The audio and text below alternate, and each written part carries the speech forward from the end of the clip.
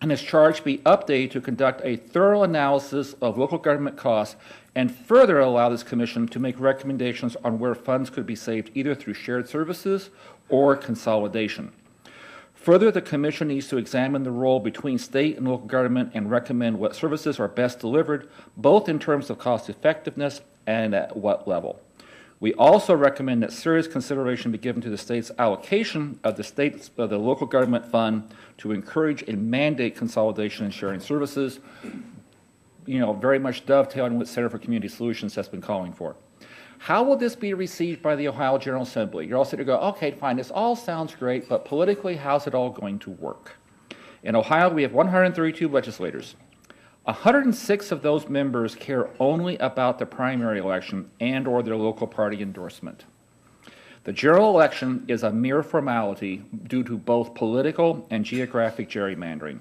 In short, there are slightly more than 24 members of the General Assembly who will sweat the November election. That's it. The rest pay attention to the spring primaries. Depending on their party, these primary-driven members care intensely only about a few things. You may have heard of Maslow's hierarchy of need. There's Krebs's hierarchy of pain.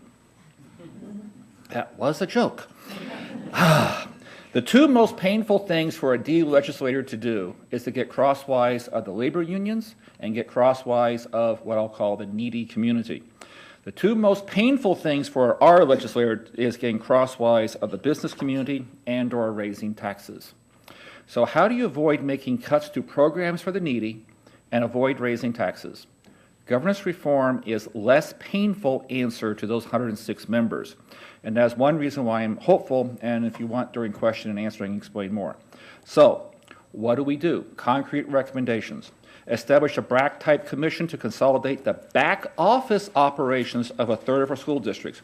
Notice I said the back office operations. You've already been following what's occurring in Wayne County between Orrville and Rittman, where they have now consolidated the superintendent, the treasurer, and some of their back office operations. They're saving $270,000 a year, okay, in very small school districts.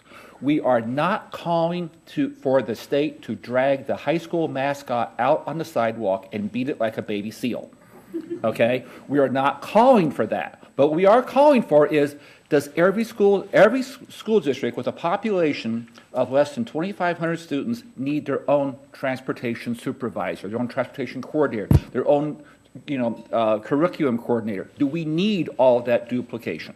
Okay? We need regional business planning. We need to target state funding through anchor institutions. The big one you have here, Cleveland Clinic. And basically we're looking at this as self-evident. Institutions that spin off innovation, that spin off patents, that spin off further job creation in a zone around them. What can we do to incentivize state development where we already have it going rather than have it going out to a greenfield situation, which is higher cost? We need to incentivize collaboration and consolidations through use of the local government fund, tangible personal property tax rollback reimbursement hold harmless fund, which has a shorter name, I always forget it, and to make the cost of governance truly transparent, and too many other ideas I can mention right now. We live in a self-correcting political system. That is the key that makes America special. We need the right processes in place for correcting generations of inappropriate land use.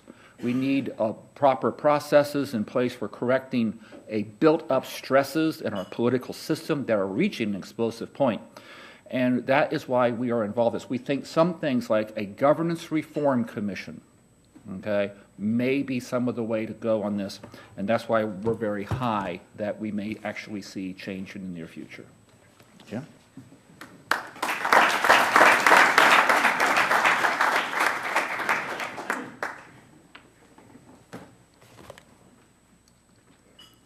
Well, as John said, I'm Jim Gottfried. I'm a member of the Ohio Society of CPAs, and I also served on the Ohio Budgetary Task Force that we put together last year. I'd like to thank the City Club for the opportunity to talk to you today. I appreciate everyone coming, and I appreciate the opportunity to speak with both John and Jean, too. I mean, I think that all our thoughts are pretty well coordinated. We may have different focuses on small items, but I think from a big picture standpoint, we're all in agreement as to what the issues are. The Ohio Society of CPAs is a member organization. We have 23,000 members in the state of Ohio, CPAs. The CPAs are working on a wide range of businesses and industry, and our mission is to protect the CPA credential and represent the interests of CPAs while serving the public interest. And this aspect of public interest is how we got involved in the budgetary issues last year. I think, as you all probably remember, there was the governor's proposed budget was put together, and then there was a significant shortfall of over $800 million as a result of the video slot issues. And without going into all that detail, basically there was a lot of talk, a lot of action trying to determine how to fill that gap. And the governor said publicly that he was open to any input that others had in terms of what could be done to alleviate a portion or all of that shortfall. And so the Ohio Society Executive Board decided to take the initiative and put together a group of task force of people from across the state to look at this issue. And so we did look at this issue, and we decided to issue a white paper as a result of that. And we then had the opportunity to distribute that white paper to members in the governor's staff and to the legislature. That afforded us then the opportunity to meet with the governor and talk about our issues. And I'll go into the details behind the white paper in a few minutes. So we met with the governor in the fall and talked to him for about an hour, and he was very receptive. He had read our report, and he was complimentary of the issues that we brought up. We basically did not reach any agreement or any conclusions from that particular meeting other than we should talk again. We then took the opportunity later that year to meet with members of the legislature. We had a forum in the state capitol building, invited all members of the legislature to come and hear our proposals. We brought in speakers from outside. It was not just an issue that was presented by the Ohio Society, because we had referenced other people that were doing things throughout the United States, in the state of Washington, and the state of Florida, and so forth.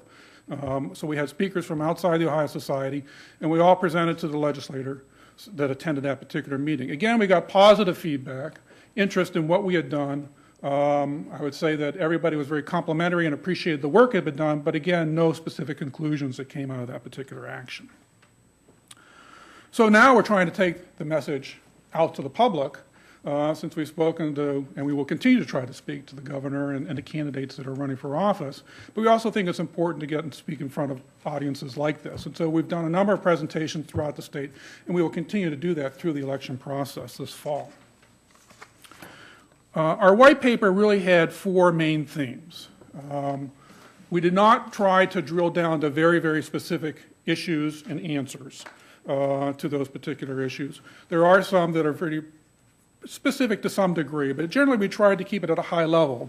One, because of the lack of information that was available to us when we put the white paper together. And two, we really felt that there was a lot of discussion, counsel, debate that needed to be surrounded these issues in order to really drill down to the answers. So the white paper itself is really more focused on issues than it is on answers. The four main themes of our recommendations are contain or eliminate costs, address adjustments that will streamline or make our government more efficient, put in place a more formal strategic planning process, a long-range formal strategic planning process, not just to focus on the current biennial budget process, although that obviously cannot be ignored. And then finally, investigate ways of enhancing revenue. And I'll talk about each one of those particular issues at a high level. Now, each of you should have received at your place setting a copy of our brochure. And if you look in the brochure, you can see that some of the ideas behind what we were talking about are enumerated here. There are some things also that I'd like to add to that discussion. So looking first at cost, or contain or eliminate costs. I think the primary thing that we were focusing on there were, obviously there are ways of reducing costs, what Gene talked about, what John's going to talk about. There are lots of ways of looking throughout the state function and say, what can we do to eliminate or contain costs? One of the things that we've looked at separately, though, are performance audits. And right now there is no mandatory process within the state structure to force a particular agency to go through a performance audit. Financial audits are part of the normal process. But from a performance standpoint, looking at ways of, one, can we make things work better? Are the processes in place working the way they should be? Are the strategic issues surrounding a particular function focused in the right degree, and should we either be challenging that or looking at that in a different manner?